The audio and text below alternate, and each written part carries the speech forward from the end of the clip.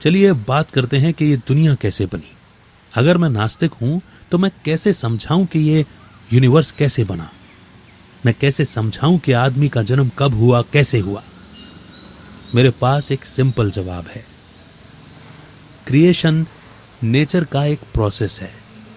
हजारों साल पहले यूनिवर्स में घूमने वाले डस्ट पार्टिकल्स और अलग अलग तरह की गैसेस जब एक साथ आकर जुड़ गईं तो एक बादल जैसा बन गया। इसे नेब्यूला कहा गया, जिससे फिर हमारा अर्थ बना। इसी तरह ही जानवरों और आदमी का जन्म हुआ।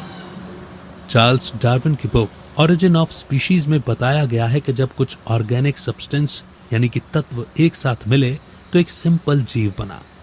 पानी में बैक्टीरिया से, फिर प्लांट्स, मछलियां, फिर एम्फीबियन जो पानी और जमीन दोनों में रह सकते हैं, रेप्टाइल्स जो अंडे देते हैं, बर्ड्स और मैमल्स जो अंडे नहीं देते, बच्चों को जन्म देते हैं, वे डेवलप हुए। आदमी का जन्म नेचर में बदलाव और डेवलपमेंट के कारण हुआ है। अब आप कहेंगे कि कुछ लोग जन्म से बीमार हैं या उनकी बॉडी में कोई कमी क्यों है। अगर मैं नास्तिक हूं तो मैं कैसे समझाऊंगा कि कोई बच्चा पैदा हुआ तो वो चल फिर क्यों नहीं सकता, कुछ बच्चे देख क्यों नहीं सकते। क्या इसलिए कि उन्होंने पिछले जन्म में पाप किए थे? डॉक्टर्स ने इसका कारण खोज लिया है। जन्म के समय कोई भी कमी, चाहे वो बॉडी की हो या माइंड की, सबका कारण जीन्स होता है जो हमें हमारे पेरेंट्स से मिलते हैं।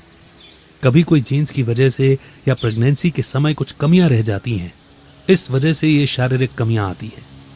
ये कोई पिछले जन्म के कारण नहीं होता। अब आप मुझसे पूछेंगे कि अगर भगवान है ही नहीं तो इंसानों को ये थॉट कैसे आया। मेरा जवाब अब भी सिंपल है। लोग भगवान पर वैसे ही विश्वास करते हैं जैसे वो भूत प्रेत पर करते हैं। ये सिर्फ कहानियों और इमेजिनेशन के कारण बना है। भगवान में और भूत प्रेत में बस यही फर्क है कि सबका मानना है कि भगवान एक अच्छी एनर्जी है और सिर्फ अच्छा काम ही करते हैं। इस सोच को इतना गहरा और मजबूत बनाया गया है कि ये अब तक कायम है। इंसान ने धर्म को जिंदगी की मुसीबतों का सामना करने के लिए बनाया।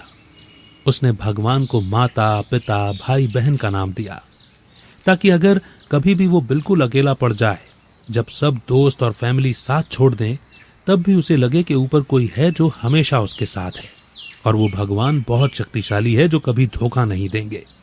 इस सोच से इंसानों को शांति मिलती है कि वो कभी अकेला नहीं होगा। भगवान उसका साथ कभी नहीं छोड़ेंगे। पुराने समय के लोगों को इस सोच से मदद मिलती थी।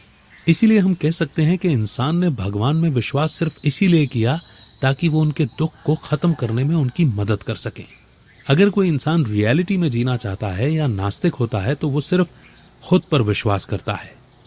यही सोच मेरी भी है। इसीलिए मैं इस बात पर जोर देकर कहना चाहता हूं कि घमंड ने मुझे नास्तिक नहीं बनाया। हर बात को टेस्ट करना, उसे समझना और फिर उस पर विश्वास करने की सोच ने मुझे नास्तिक बनाया।